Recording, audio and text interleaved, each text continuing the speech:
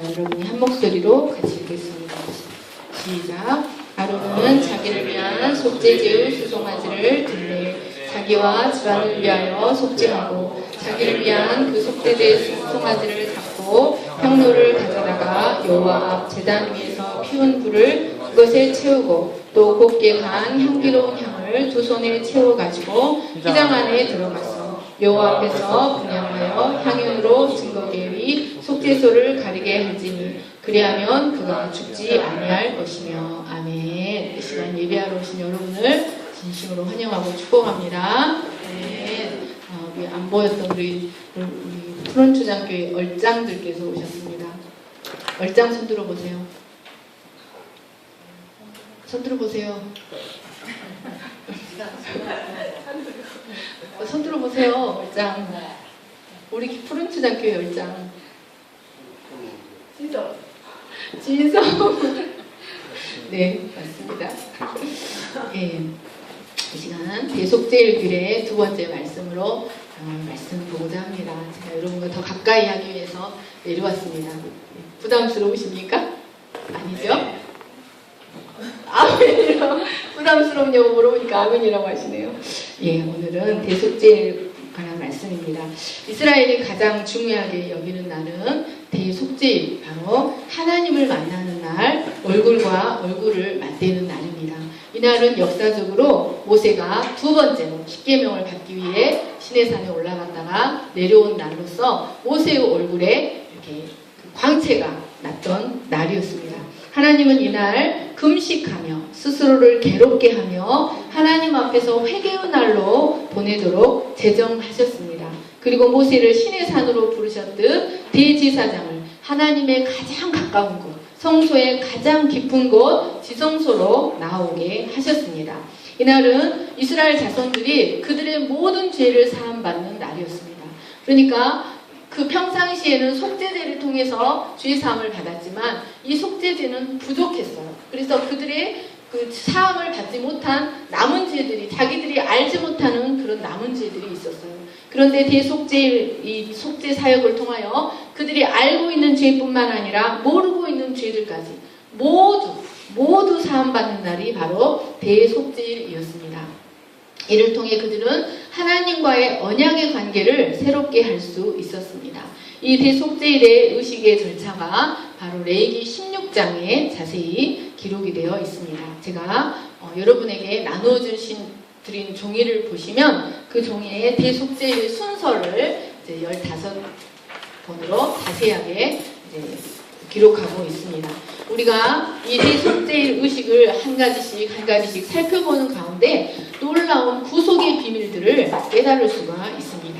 첫째로 대속죄일은 1년에 단 한 차례 지성소에 들어가는 날이었습니다. 여러분, 언약궤와 속죄소가 있는 지성소는 하나님이 임재하시는 곳입니다. 그래서 평상시에도 이곳에는 구름이 가득 차 있습니다. 이곳은 대제사장이라 할지라도 함부로 들어갈 수가 없었습니다. 오직 1년에 한 번 대속죄일 때만 들어갈 수 있었습니다. 그런데 그때에도 대제사장은 죽지 않기 위하여, 하나님을 바로 보면 죽기 때문에 죽지 않기 위하여 하나님이 명하신 방법대로 들어가야만 했습니다. 그래서 대제사장은 일주일 동안 성소에 거하면서 그 절차를 몸에 익히고 죽지 않고 그 대속죄 사역을 잘 감당하기 위하여 일주일 동안 그 준비를 하고 그 사역 그 순서를 익혔습니다. 이것은 죄로 인해 절대로 가까이 갈 수 없는 하나님과 인간 사이의 높은 장벽을 보여줍니다. 에덴 동산에서 범죄한 인간은 하나님의 존전에서 쫓겨났습니다.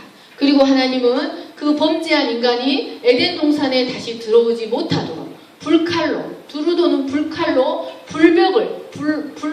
불벽을 만들어서 이렇게 불칼이 이렇게 에덴 동산을 돌게 하시고 다시는 그곳으로 들어올 수 없게 하셨습니다.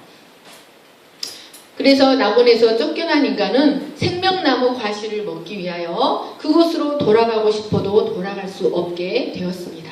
이로 인해서 죄와 어둠 가운데 살면서 자신들의 죄로 인하여 죽음과 심판에 이르는 존재, 그래서 종신토록 수고하여야 먹고 사는 그런 존재로 살 수밖에 없었습니다. 그런데 하나님께서 이런 인간을 대속죄일에 부르시고 하나님의 가장 깊은 곳으로 하나님께 가장 가까이 나올 수 있는 은혜를 허락하셨습니다. 이를 위해 두 번째로 대제사장은 반드시 세마포 옷을 입고 사역해야만 했습니다. 평상시에 대제사장은 화려한 의복, 고대 근동에서 어떤 왕이 입었던 옷보다 더 화려한 옷을 대제사장에게 입히셨습니다. 그러나 대속죄일 때는 이 화려한 옷을 벗고 세마포 옷을 입고 사역해야 했습니다. 이것은 하나님 앞에서 모든 존귀와 영광을 벗고 속죄가 필요한 한 인간의 모습으로, 한 종의 모습, 죄인의 모습으로 나가는 것을 의미하였습니다. 이것은 우리가 하나님 앞에 나아갈 때 어떤 모습으로 나가야 하는지를 우리에게 잘 계시해 줍니다. 뿐만 아니라 이것은 예수님의 모습을 우리에게 나타내 줍니다. 모든 영광, 하나님으로서의 모든 영광을 버리시고 종의 모습으로, 겸손한 종의 모습으로 능욕의 십자가를 지시고 이 땅에 오신 예수 그리스도의 사역을 예표하고 있습니다. 그래서 예수님께서 부활하셔서 무엇을 개켜 놓으셨습니까? 세마포. 그분을 쌌던 세마포 옷을 이렇게 단정하게 개켜서 머리가 뉘었던 곳에 이렇게 놨다고 했습니다. 세 번째로, 오늘 말씀입니다. 세 번째로, 대제사장은 지성소를 향연으로 가득 차게 해야만 했습니다. 대제사장은 1차로 지성소에 들어가서, 지성소에 여러 번 들어가는데, 1차로 들어가서 해야 하는 일이 지성소를 향연으로 가득 차게 해야만 했습니다.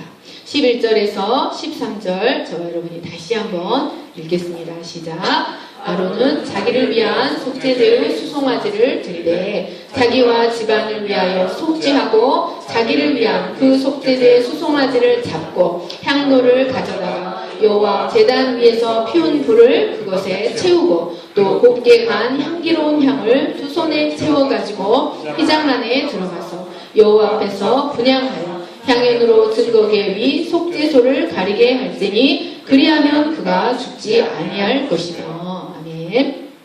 네, 여러분, 아론은 대속죄일 의식을 위하여 먼저 자기와 자기 집안을 위하여 속죄해야만 했습니다. 여기서 자기 집안이라는 것은 자기에게 속한 모든 제사장들을 말합니다. 이것은 아론이 하나님으로부터 기름 부음 받은 대제사장이요 백성의 중보자로 기름 부음 받은 자이기는 하지만 그 자신도 백성들과 마찬가지로 죄사함을 받아야 하는 한 인간이었다는 것을 말해줍니다. 그래서 그는 백성들을 위해서는 2마리의 염소가 필요했습니다. 그러나 자신의 아론 제사장 가문을 위해서는 훨씬 비싼 수송아지, 흠없는 수송아지를 준비해야만 했습니다. 그래서 온 백성을 위한 속죄 사역을 감당하기 전에 먼저 자신과 자신의 가족을 위해서, 그래서 제사장들을 위하여 먼저 속죄 제사를 드려야만 했습니다. 그리고 그 수송아지를 자기 손으로 잡습니다. 그리고 그 피를 한 방울도 떨어지지 않도록 그 피를 그릇에, 피 담는 그릇에 싹 받습니다. 그래서 피를 싹 모으면 이제 그 송아지를 깍둑깍둑깍둑 이렇게 각을 떠서 자르고 그 피가 굳지 않도록, 나중에 그 피를 들고 지성소에 들어가야 되기 때문에 그 피가 굳지 않도록 제사장에게 피를 이렇게 계속 젓고 있게 합니다. 그리고 나서 이 송아지를 잡으면 그 다음에 1차로 이제 대제사장이 지성소에 들어가는데 어떻게 들어가냐면 번제단의 향로, 대제사장의 향로가 있습니다. 그 향로에 번제단에서 불타고 있는 불덩이, 그 숯덩이를 향로에 가득 채웁니다. 그리고 한쪽 손에는 향로를 들고 한쪽 손에는 이 향을 가득 채운 향을 가득 채운 국자를 들고 휘장 안으로 들어갔습니다. 이 향은 소합향, 나감향, 풍자향, 유향, 소금으로 만들어진 아주 귀한 향이었습니다. 제가 써드릴게요. 소합향, 나감향, 뭐라겠습니까? 풍자향, 풍자향, 유향, 소금. 이것은 하나님께서 만들라고 가르쳐 주신 향이에요. 그래서 1대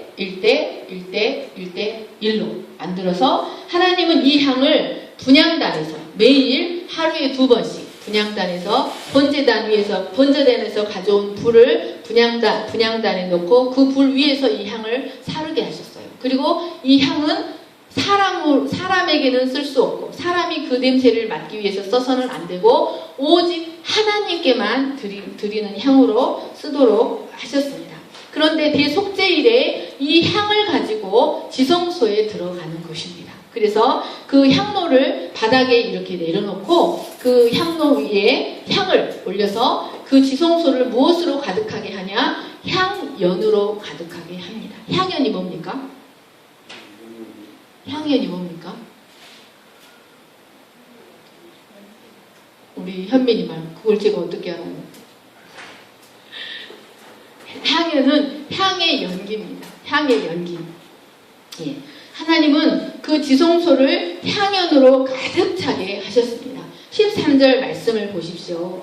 그래야만 대제사장이 대속죄일의 사역을 감당하면서 죽지 않을 것이라고 하셨습니다.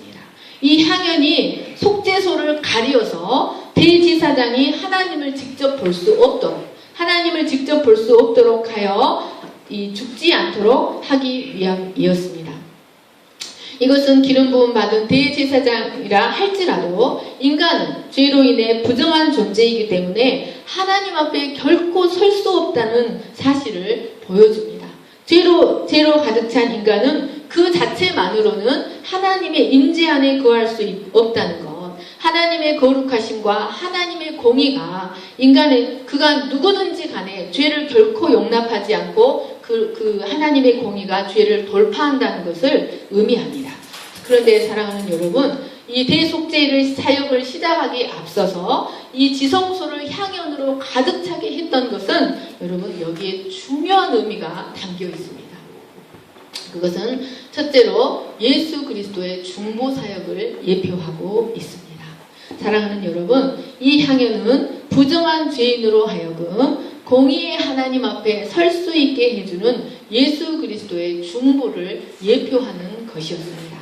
출애굽기 30장 34절에서 38절까지 저와 여러분이 같이 읽겠습니다. 시작. 여호와께서 모세에게 이르시되, 오늘 새로 취임을 해가지고 잘 모릅니다. 같이 읽겠습니다. 시작. 여호와께서 모세에게 이르시되, 너는 소합향과 나감향과 풍자향의 향품을 가져다가 그 향품을 유향에 섞되 각기 같은 분량으로 하고 그것으로 향을 만들되 향 만드는 법대로 만들고 그것에 소금을 쳐서 성결하게 하고 그 향 얼마를 곱게 지어 내가 너와 만날 회막한 증거궤 앞에 두라. 이 향은 너희에게 지극히 거룩하니라. 내가 여호와를 위하여 만들 향은 거룩한 것이니 너희를 위하여는 그 방법대로 만들지 말라. 냄새를 맡으려고 이 같은 것을 만드는 모든 자는 그 백성 중에서 끊어지리라. 아멘. 하나님은 아론이 향로에 피우기 위하여 두 손에 가득 채워 가지고 가는 이 향을 성막을 지을 때 성소에서 사용하기 위하여 만들라고 지시하셨습니다. 그 향을 만드는 법을 일일이 지시하시고 그것을 가리켜 지극히 거룩한 곳이라고 하셨습니다. 그 향을 가리켜서 지극히 거룩한 것이다.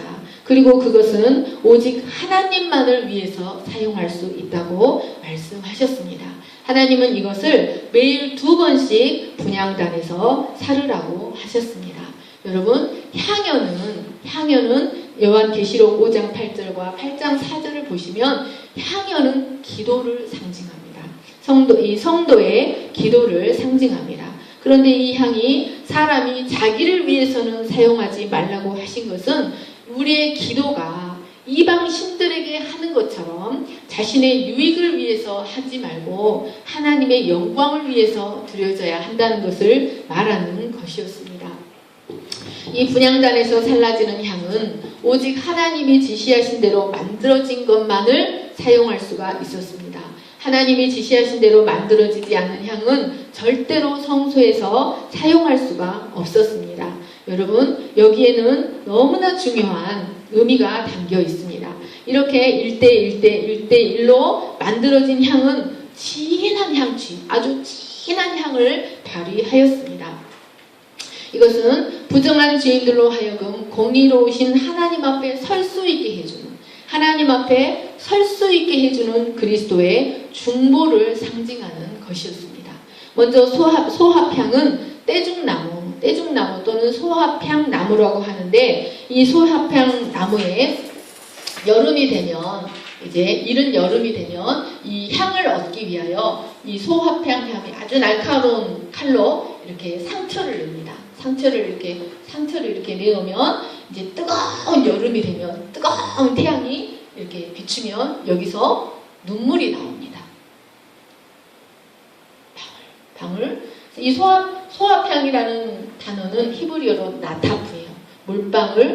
물방울이라는 뜻이 있어요. 진해. 그래서 이 뜨거운 태양을 맞으면 이 나무가 눈물을 흘려요. 이것을 모아서 만든 것이 소합향입니다. 이것은 겟세마네 동산에서 이것이 하나님에게만 사용되기 위하여서 만들어진 것이다. 그리고 이것이 예수님을 예표한다. 그러니까 어떻게요? 승은이가 어떻게 그것이 예수님을 예표하냐고. 여러분, 이것이 어떤 점에서 왜 이것이 하나님께만 사용되었고 왜 이것이 지극히 거룩한 것이었는가 여러분에게 말씀드리겠습니다. 여러분, 이것은 예수님의 아름다운 사역을 예표하고 있습니다. 이 소합향은 겟세마네 동산에서 땀방울이 핏방울이 되기까지 핏방울을 뚝뚝뚝 흘리면서 기도하신 예수님의 기도를 예표하고 있습니다. 둘째로 나감향은 히브리어로 쉐헬레트인데, 이것은 홍해 습지에서 사는 조개 껍질을 말려서 와작와작 바삭바삭 깨트려서 갈아서 불에 태웠을 때 나는 진한 향기를 말합니다. 이 나감향은 조개를 잘게 빻으면 빻을수록, 아주 잘게 빻으면 빻을수록 진한 사향 냄새를 풍겼습니다. 이것은 단단한 조개 껍질이 가루로 부스러지듯이 강한 자아가, 조개 껍질처럼 강한 자아가 하나님 앞에 부서지고 깨어지는 기도를 예표하고 있습니다. 여러분, 예수님은 겟세마네 동산에서 이 나감향과 같은 기도를 하셨습니다. 하나님의 뜻에 자신을 복종시키기 위하여 자신을 내려놓는 기도를 하셨습니다. 여러분, 이 기도는 하나님 앞에 진한 향기를 풍기는 하나님 앞에 아름다운 기도였습니다. 세 번째로 풍자향은 펠베나라고 합니다. 이는 페롤라라는 식물 뿌리 근처에 줄기를 잘라서 거기서 흘러나오는 유액으로 만든 것입니다. 그런데 이 유액은 금방 굳어서 고체 상태의 수지 덩어리가 됩니다. 그런데 이 풍자향은 무슨 화합물이냐면 유기황화물이에요. 유기황화물. 여러분, 황이 무슨 냄새가 나는 줄 아세요? 화약 냄새. 네. 유기황화물이 무슨 냄새가 납니까, 미용 집사님? 양파 냄새도 나고, 화약 냄새도 나고, 똥 냄새가 납니다. 그래서 이 풍자향은 그거 자체로, 그 고체 덩어리는 고약한 냄새가 나요. 매운 냄새, 얼얼한 맛, 고약한 냄새가 납니다. 그런데 신기한 것은 이 풍자향은 이처럼 다른 향들과 섞어지면 자신의 냄새는 확 사그러지고 다른 냄새를 확 살려주는 그런 기능이 있다는 것입니다. 참으로, 그리고 다른 향을 강하게 살려주고 또 그 향기가 오래 지속되게 해줍니다. 참으로 겸손하고 은혜로운 향입니다. 뿐만 아니라 이 풍자향은 부패를 방지하는 성질 때문에 자신을 방부제로도 사용되었고 또 뱀의 독을 해독시킬 정도로 강력한 해독제였습니다. 그러니까 풍자향은 자신을 내어주어서 좋은 것은 더욱 살려주어 돋보이게 해주고 악한 것은 중화시키는 그런 향이었던 것입니다. 그러므로 이 풍자향은 바로 예수님의 아름다운 사역을 예표하고 있습니다. 사랑하는 여러분, 예수님의 사역은 참으로 고약한 냄새가 나는 사역이었습니다. 여러분, 태어나서 누가 죽기 위해서, 누가 이 세상에 태어날 때 채찍질 당하고 무시당하고 머리 둘 곳 없이 사시고 또 십자가에서 처참하게 죽기 위해서 태어납니까? 여러분, 누가 마국간에서 이제 태어나기 위해서 태어납니까? 그런데 예수님은 무시받기 위해서 태어나셨습니다. 십자가에 죽기 위해서 태어나시고 처참하게 채찍질 당하기 위해서 태어나셨습니다. 그리고 기득권층에게 무시받는 한없는 무시를 당하는 그런 삶을 사셨습니다. 그래서 예수님의 사역은 참으로 고약한 냄새가 나는 그런 사역이었습니다. 그러나 여러분, 그 예수님의 사역 때문에 우리가 오늘날 나답게 살 수가 있는 것입니다. 그 예수님의 사역 때문에 나의 악한 것은 중화가 되고 나의 좋은 것, 나의 장점이 그 예수님 안에서 살아나서 나답게 향기롭게 살 수 있게 되는 것입니다. 아멘. 뿐만 아니라 이 풍자양 같은 예수님은 우리 안에 있는 뱀의 독과 같은 온갖 독을 해독시켜 주십니다. 사랑하는 여러분, 뱀의 독이 어디에 있습니까? 야고보서 3장 6절 쭉 같이 읽겠습니다. 시작. 혀는 곧 불이요 불의의 세계라. 혀는 우리 지체 중에서 온몸을 더럽히고 삶의 수리바퀴를 불사르나니 그 사르는 것이 지옥에서 나느니라. 사랑하는 여러분, 우리 인생을 지옥이 되게 하는 것이 밖에 있는 것이 아니라 바로 우리 안에 있는, 우리 마음에 있고 우리 입술에 있는 뱀의 독이, 우리의 인생을 불사르는 것이 너 때문이야. 내 인생을 불사르는 것이 너 때문이 아니라 바로 우리 안에 있는 뱀의 독 때문이라는 말씀입니다. 로마서 3장 13절부터 17절입니다. 시작. 그들의 목구멍은 열린 무덤이요 그 혀로는 속임을 일삼으며 그 입술에는 독사의 독이 있고 그 입에는 저주와 악독이 가득하고 그 발은 피 흘리는데 빠른지라. 파멸과 고생이 그 길에 있어 평강의 길을 알지 못하였고 그들의 눈앞에 하나님을 두려워함이 없느니라 함과 같으니라. 시편 140편 2절 말씀입니다.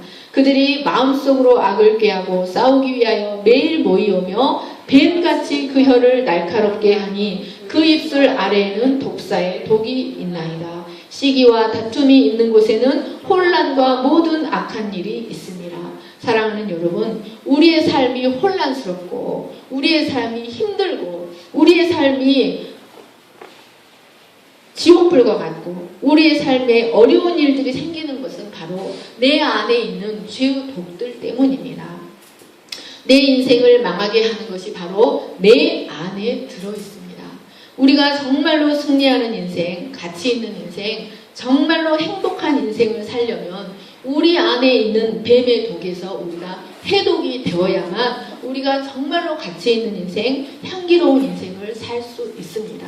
그런데 여러분, 우리 안에 있는 뱀의 독, 우리 안에 있는 사탄의 독을 무엇이 우리의 독을 해독시킬 수가 있습니까? 아무것도 없습니다. 오직 예수님의 말씀과 성령밖에 없습니다. 십자가에서 흘리신 예수님의 보혈밖에 없습니다. 그러므로 우리가 있는 모습 그대로 예수님 앞에 나아가면, 우리의 독에 가득한 우리 있는 모습 그대로 예수님 앞에 나아가면 예수님은 우리의 악과 우리의 독을 제거해 주십니다. 그리고 우리를 향기로운 인생이 되게 하시고 내가 정말 잘하는 것, 정말 나답게 내가 정말 좋아하는 것, 내가 잘하는 것을 하며 행복하며 살 수 있게 해주시는 분이 하나님이십니다. 예수님은 자기를 죽여서 우리를 향기로운 인생이 되게 하시는 분이십니다. 네 번째로 유향은 레보나입니다.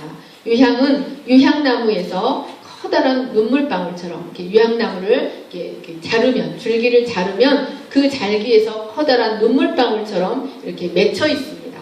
수액이 맺히고 그것이 건조가 되어서 껌처럼 껌처럼 되어서 고대에는 이것을 껌처럼 씹으면 입냄새를 없애주고 또 그 향을 맡으면 진정제와 진통제의 역할을 하였습니다. 그래서 유향나무는 근처에만 가도 아주 향기로운 향이 풍겨서 향기의 대명사였습니다.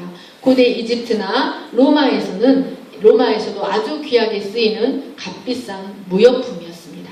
그래서 로마 시대에는 이 유향을 수입하여 쓰느라고, 이 귀족들이 유향을 수입하여 쓰느라고 로마 경제가 흔들릴 정도였다고 하였습니다.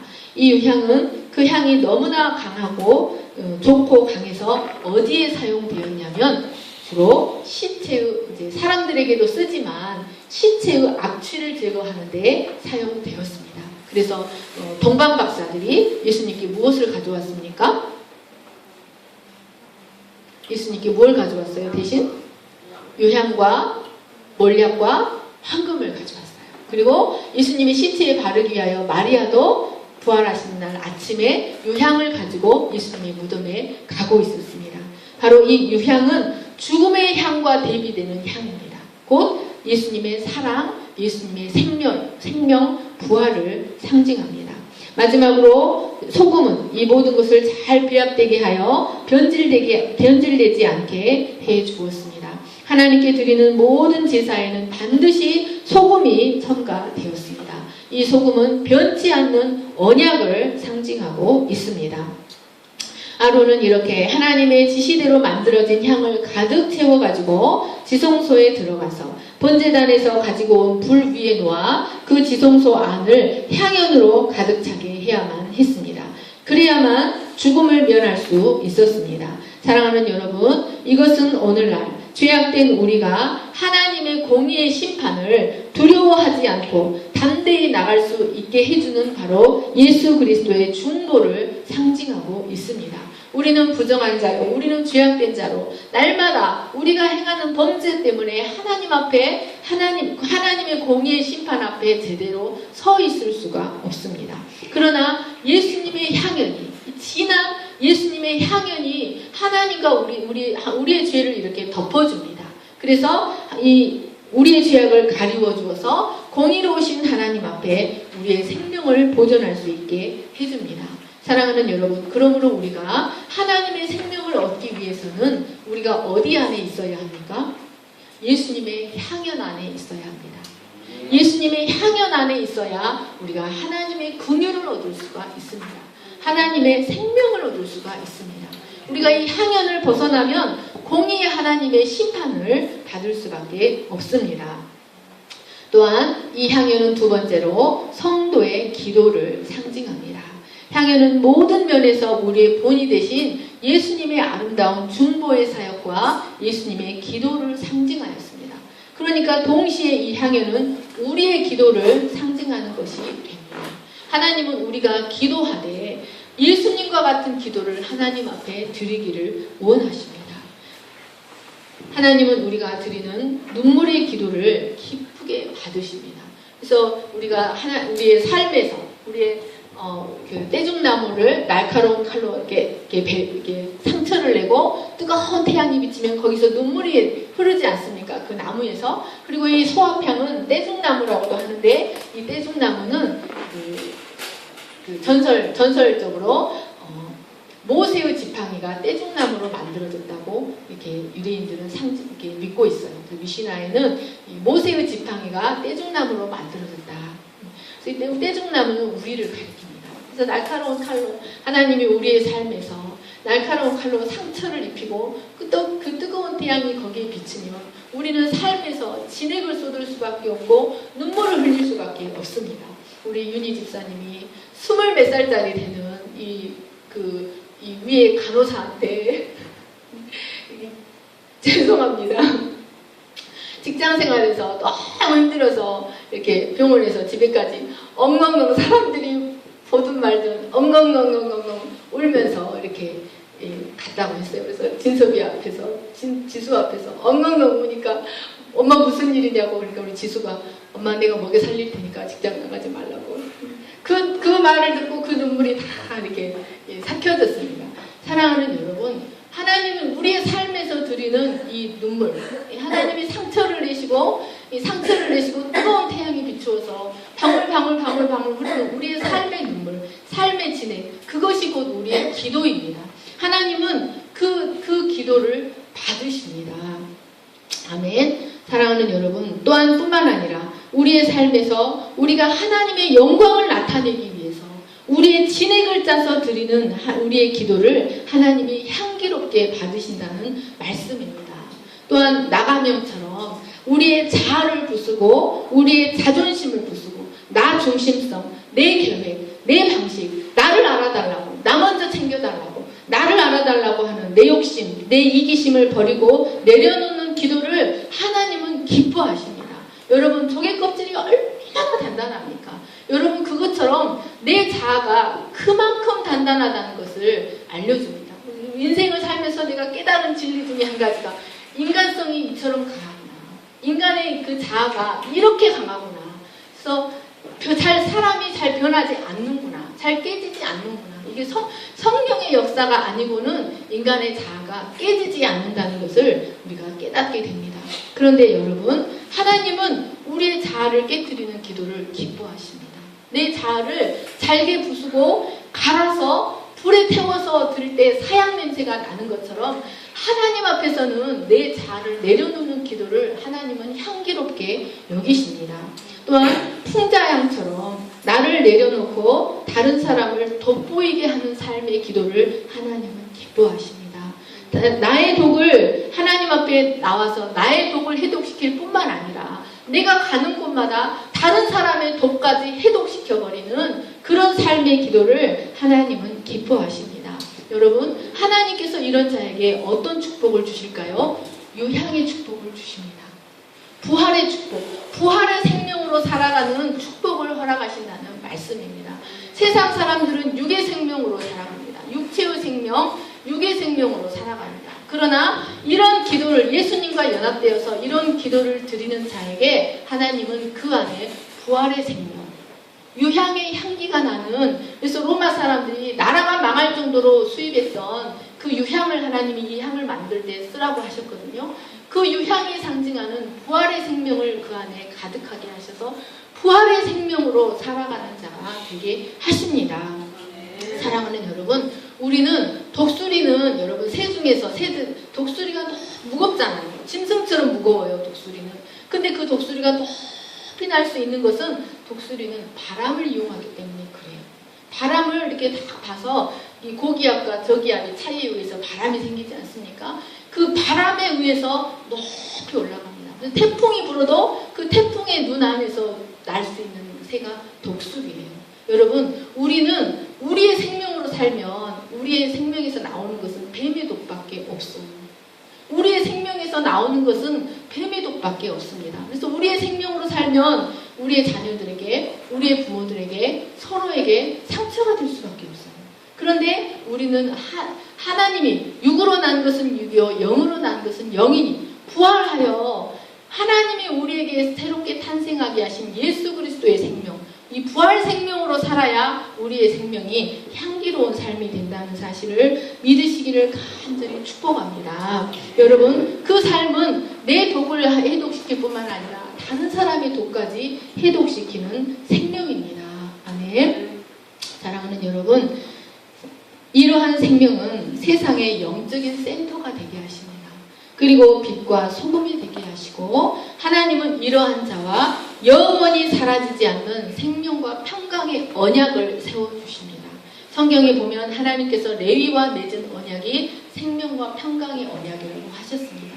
여러분, 이런 소아향과 같은 기도, 나감향과 같은 기도, 풍자향과 같은 기도의 삶을 사는 자에게 하나님께서 생명과 평강의 언약을 맺어주십니다. 아멘. 사랑하는 하나님께서 우리 세 집사님과 내가 너와 생명과 평강의 언약을 맺었다고 말씀하시는 우리 세 집사님 되시기를 간절히 축원합니다.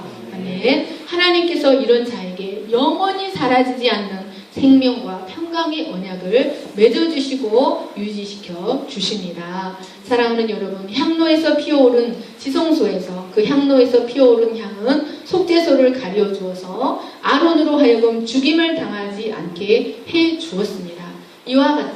이와 마찬가지로 참된 예배자의 참된 기도는 하나님의 진노를 가라앉혀주는 효과가 있습니다. 참된 예배자의 참된 기도는 하나님의 진노를 가라앉히고 긍휼을 베풀어 주어서 죄인을 받아들이게 해주시는 그런 효과가 있습니다.